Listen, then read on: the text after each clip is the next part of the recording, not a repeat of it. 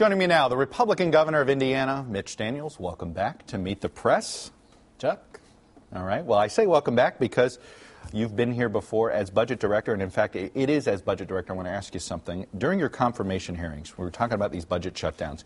You had talked about that you wanted to see some way to sort of change the way so that there wasn't politics being used, the government shutdowns weren't being used as political leverage, and you also referred to riders this way. You said, so that there aren't things like extraneous measures that could otherwise upset the normal appropriations process. We're watching that right now.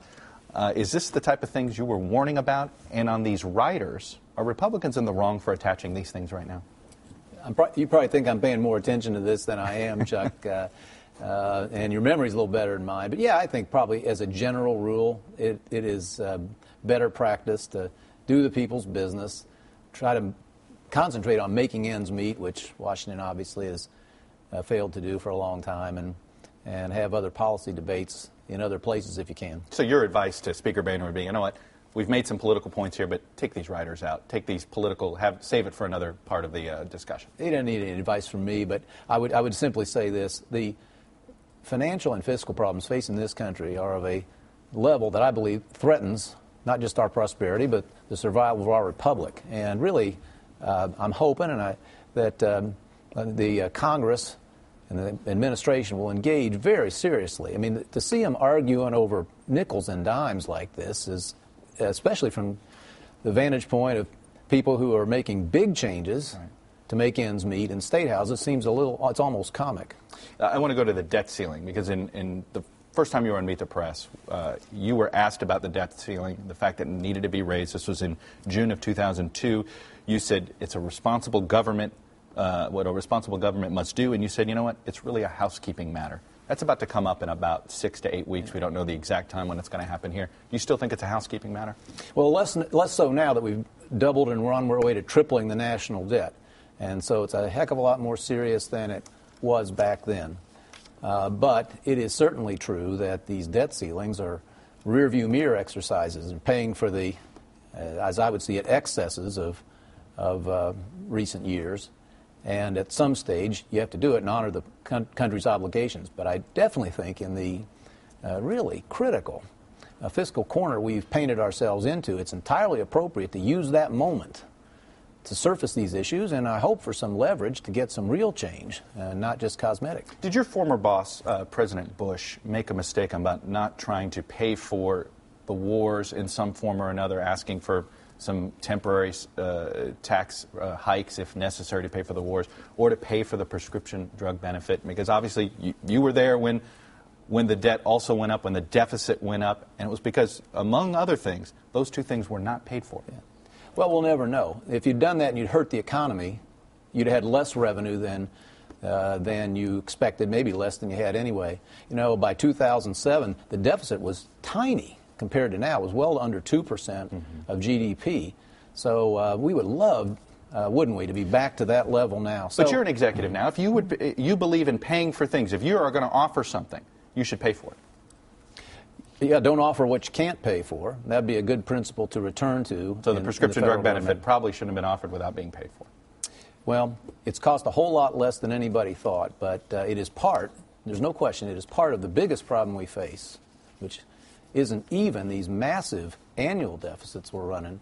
It's the unaffordable promises we have made in what we call the entitlement program. All right, let's talk about your record as governor of Indiana. I want to put up a basic thing here on jobs. When you took office, the unemployment rate was 5.4%. Now it's 9.1%. When you took office, nearly 3 million Indiana Hoosiers were employed. Now it's 2.8. I say this, so it's a loss of 144,000 jobs. I say this because you've made a huge effort to pay down the state's debt, to really pinch the budget down. But job creation hasn't come with it. And we've heard arguments among Republicans here in Washington and across these state houses that you shrink government, it will create jobs. We're not seeing evidence of that in Indiana. You could put up that same graphic for probably 48 or 49 states in America. A national catastrophic recession will do that to you. Before that recession started, we were at essentially full employment. It was well below what it had been when we got there. But listen, you do what you can do. On every measure, everybody's survey, everybody's rating of a great place to invest and do business and create jobs, Indiana is now in the top tier. It's the only state anywhere in our neighborhood. It's basically us and a few Sunbelt and Western states. And that's what government can do, create the best conditions you can. But just as tsunamis overwhelm the best preparation, so do economic tidal waves like the one that we've experienced and which we're still recovering from. All right, I want to talk about what we saw. Look at these pictures yesterday in Wisconsin. There were massive protests about this battle in Wisconsin. Republican Governor Scott Walker, he has won the legislative battle. He got what he wanted. He passed this. You made a decision on similar legislation. It wasn't quite with collective bargaining with public employees. This had to do with a right-to-work legislation. And you said something interesting. You said you chose not to pick this fight because you didn't campaign on it. And you believed if you hadn't made a case to voters about right-to-work legislation, that you shouldn't be trying to do it once you've in office and in the legislative session. Governor Walker, you think lose the political fight here? I have no way of knowing. I think the taxpayers of Wisconsin won. It seems to me that he committed to do the sorts of things he's trying to do, and we ought to agree or disagree with people. We ought to respect them when they do try to live up to their words.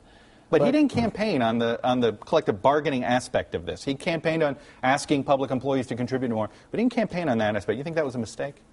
I don't know. But I would say that from our own experience, that if you have a serious fiscal problem, which we did 6 years ago and don't today, that having the flexibility to manage government, not only to save money, but to serve people better, and I could illustrate this in 100 ways, is pretty important.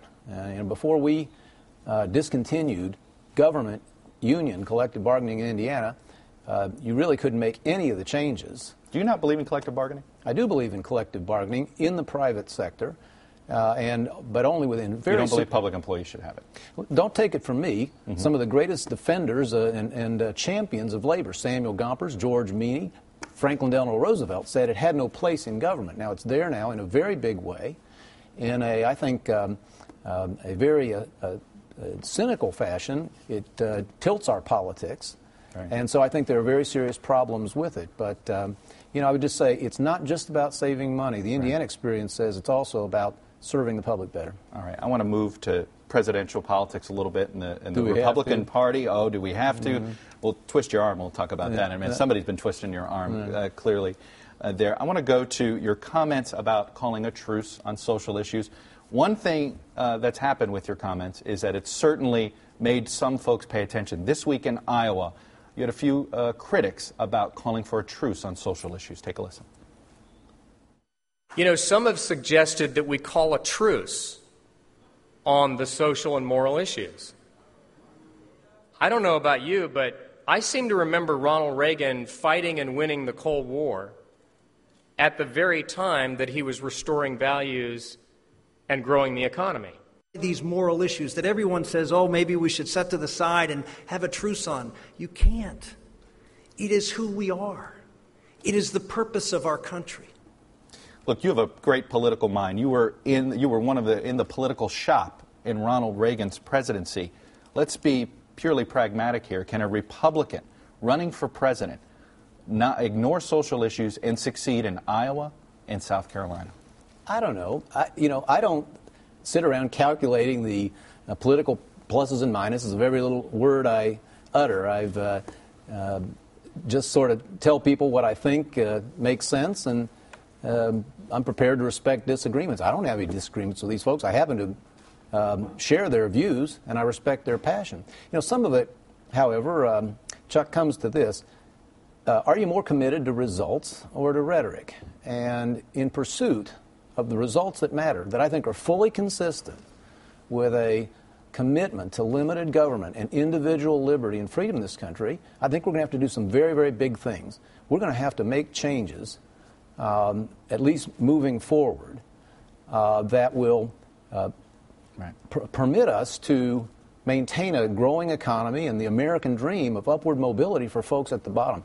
And we're going to have to get together people who disagree on other things. That's all I've said. So I respect those who disagree, and it's ironic because, as the record will show, I've done the things that they say they like to do. Let's get to your own future. In fact, politically, you had said you weren't going to have another future. Take a look. Whatever your outlook on politics, here's some good news. This is the last time you'll have to watch me in an ad like this. See, governor's the only office I've run for or ever will. Is that ad going to be out of date and a lie by the time the Iowa caucuses come in January or February? Well, I'm not sure. I wrote it, as I wrote, I guess, almost all my own stuff, and I meant it, every word of it. And others have said over the course of the last year and a half that I ought to consider something that never entered my mind. I've agreed to consider it. What's your time? What's the latest you think you can enter this race in your mind? You know, I know you don't want other people setting deadline, but what's your own deadline? People have been asking me that question for over a year now, and they always thought the deadline was immediate. And here we are in the middle of March. I think it's a blissful occurrence that the darn thing hadn't started 2 years ahead of time. So I don't know. I will tell you. Can you wait all summer? I have no idea. I will tell you this. I am completely committed to the job I'm in now. We're trying to do some very exciting things in Indiana to make our state better, and that comes first. And if deadlines pass, they do. Quickly, you'd said the field has, the pickings are slim when you were describing the field. Do you still feel right now, what you've seen out there, that the pickings are slim in the Republican race? I said if people were talking about me, then the pickings must be slim. And, you know, I still think there's time, and there's some really good people running. I like them all. Mm-hmm. And, you know, I'm hoping that our party will simply step up to the issues of the day. And it could be any one of those folks. Very quickly, Senator Lugar, your friend, Indiana Senator, senior senator, running for a 7th term. I know you've said you were going to vote for him. Are you supporting him? Are you going to endorse him? Will you do whatever he asks you to do in his reelection effort? He's facing a primary challenge from a state office holder and a Tea Party favorite. Yeah, who's a good friend of mine, by the way, and been a good ally. But no, and I'm for Dick Lugar. He's the role model I've had in You'll appear politics in for a ad form long if he time. asks? Well, I've never intervened in primaries. I'm not sure what good it would do if I did. But folks in Indiana know that I am for him and that I admire him and think if he wants another term, he ought to have it. Well, we are packed this show. I wish we had more time. Governor Mitch Daniels, thank you for coming on Meet the Press. Good being with you. All right.